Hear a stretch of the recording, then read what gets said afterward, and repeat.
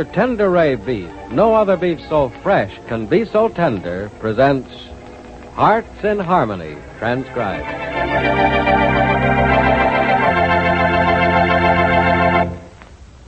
Every now and then I hear someone who's discussing food say, "Give me the good old days." Well, for my part, they can have them. Really, there's just no comparison between the quality of food in grandmother's time and the food of the present day. Take beef, for instance. I'm afraid our forefathers would have been startled at our modern practice of feeding grain to cattle. But you and I know that grain-fed beef is wonderfully tender and juicy and delicious. That's why it's always used for Kroger Tenderay beef. Without those top-quality grades of grain-fed beef, well, we just wouldn't have Kroger Tenderay. And that's exactly what has happened. There's a shortage of grain today, so it isn't available for cattle feeding. That grain is going overseas to help fight the war against starvation. And after those hungry millions have been fed, then our farmers will once more give us grain-fed beef. Until that time, please keep this in mind. Right up to the day when you can buy Kroger Tenderay again, Kroger will always bring you the best beef that is available. Our thanks to you, sir. Thank you very much. And now, Hearts in Harmony.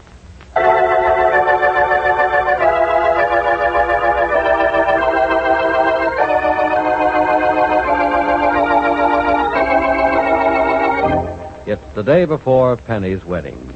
And like all days before all weddings, it's a gay, happy, exciting day. Cares seem little ones, and there are no such things as troubles. And the day before a wedding is a perfect day for a mother to sit beside her daughter and say, "Oh, darling. Penny, darling, you're my daughter. My only daughter. And I don't ever want you to forget her. But I want you to realize something else, too, beginning tomorrow. If you're a little girl today, tomorrow you'll be a woman. A woman with a husband and a home and responsibilities and a world of your own. Do you understand what I mean, dear?" Yes, Mother, I think I do.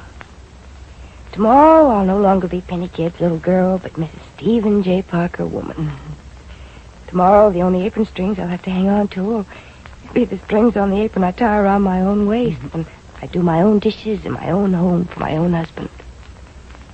We'll be apart, separate, different.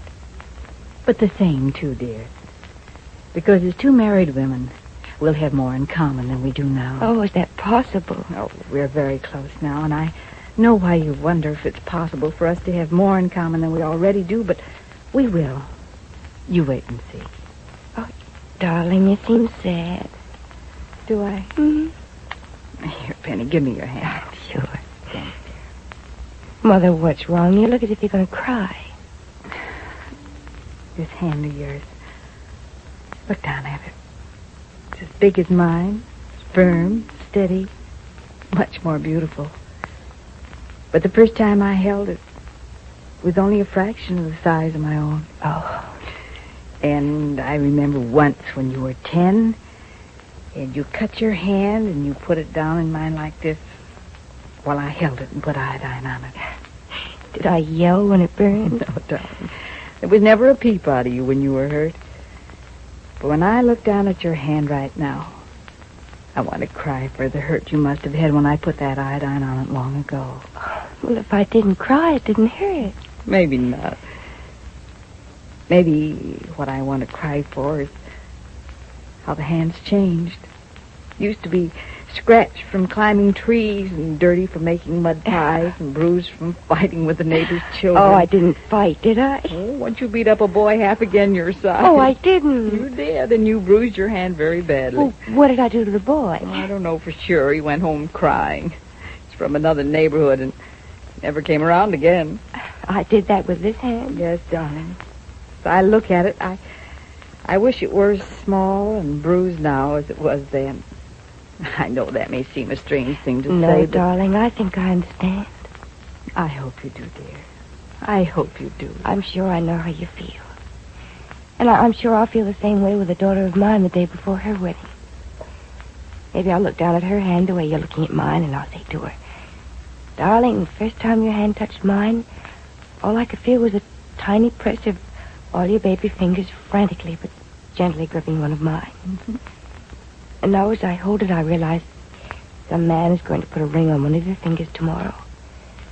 And I know that beginning tomorrow, what was all mine once, my flesh, my blood, my hopes, my dreams, will all be his. And to me, he's nothing more than a stranger. Penny, bless you, my darling. Bless you for saying that. Is that what you're feeling now? Is that what you're thinking? Yes, dear. But you said it for me and much more beautifully than I could ever have said it. Darling, I'll be whatever I have to be. I don't think I'll change because tomorrow I won't be Penny Gibbs anymore. I don't think my world will be different, that my feelings and thoughts will change. I couldn't bear the idea that I'd have to stop loving those I love now just because I've given myself to a man to be his wife. No, darling. If anything, being in love with Steve has and will make me love you more than ever before, because now I know more than ever before the power and attraction of love, the warm, comforting glow of being loved. Oh, Mother, maybe I'll live further away from you now, but I'll never be closer to you than I'll be when I'm away. No, will I love you more than when you're out of reach. Oh, thank you, darling. Thank you for saying that. Hello, anybody home? Oh, yes, Jed. I'm home and Penny's here. Oh, hello, Penny. Hello, Jed. How's my ready-to-be-married daughter this afternoon? Ready to be married. Good. And say, that fella Parker is sure a lucky fella. You look like a bride already, Penny. And with no wedding gown to give the fancy trimmings, you don't need them. Oh, Jed, has anything happened about the FBI investigation? Well, Johnny was right. It was just a routine checkup or something or other. Oh. The FBI man was in to ask a few questions, and then he wanted to see a couple of my books. He tried to explain what he was doing all this for, but he was spouting so many fancy legal terms while he was talking I couldn't figure it out. What you looking for? Nothing, I guess. Just making a routine checkup. At least that's what he said. It was the only thing he said I could really understand. After looking at the books, he asked a couple of questions about Johnny and Steve Parker, and you too, Penny. Me? Yeah, well, just a couple of things like age and so forth. And then he said he heard you and Parker were getting married. And I said, yes. And he said he wished you both luck. And then he smiled, said thanks, and goodbye, and was gone. And that's all? That's all. Well, obviously Steve was right. He said the FBI investigation was nothing to worry about. Just a routine checkup of some kind. Just the same, I'm glad it's over with. Yeah, me too. I was sure worried. You know, there's something about the name of the FBI that just plain scares me. Good thing, too. I think the Federal Bureau of Investigation deserves respect and gets it. A lot of people in this world would be criminals if it wasn't for their fear of the power, strength, and ability of those fellows from the Bureau. Now, this fellow who was in to see me today was a fine example of an FBI man. He knew what he was doing, and he did it well. Hi, everybody. Oh, Pat, hello. Hi, Mother. Oh, Penny. Hey, this looks like a family reunion, is it? Well, I can't think of a better time for the whole family to be together than the day before Penny's marriage. Oh, tomorrow's the day, all right. Scared, Sid? Just a little. Oh, there's nothing to it. Nobody died from getting married yet. Hey, how about a song? Something like the wedding march, maybe. No, not that. I'll hear that tomorrow. How about something like this? Oh, you've talked me into it. Oh. Here, Jed, let's sit down and enjoy this. Well, I'll sit down, but I can enjoy something like this, standing up. Oh, Jed. Wait till you've heard me before you say that, Jed. I'll take my chance. Okay, Pat, you ready? Ready? Okay.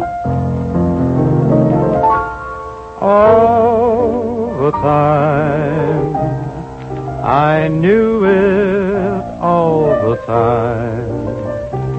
From the moment that you came in view, I could truthfully have said, I love you. I could say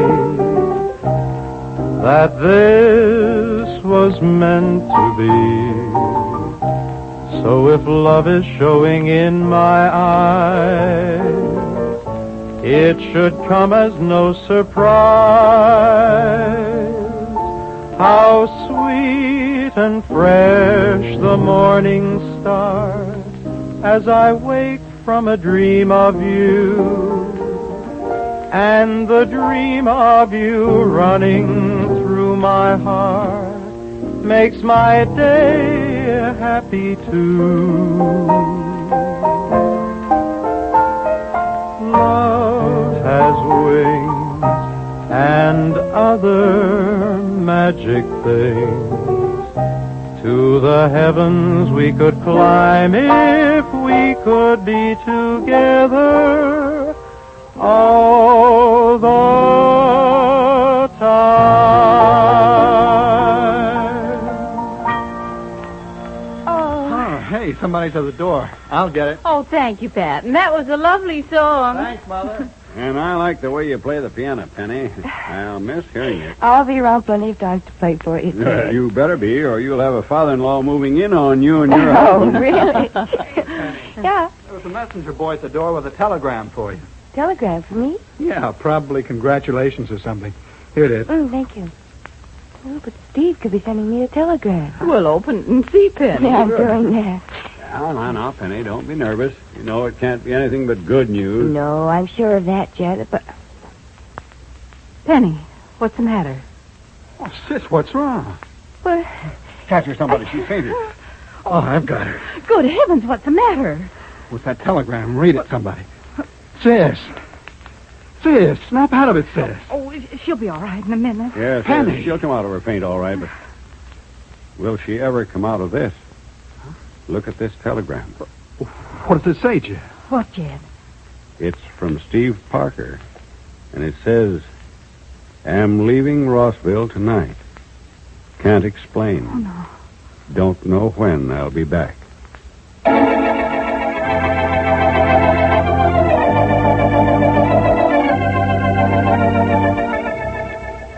Steve has left Rossville. Why? And why on the eve of his wedding to Penny? What has happened and what will happen? Be sure to listen to the next dramatic episode of Heart in Harmony.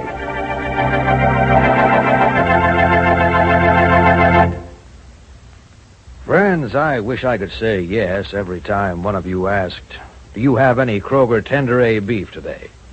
Well, unfortunately, I can't do it because Tenderay beef is scarce now. But always remember, Kroger Tenderay beef is world famous.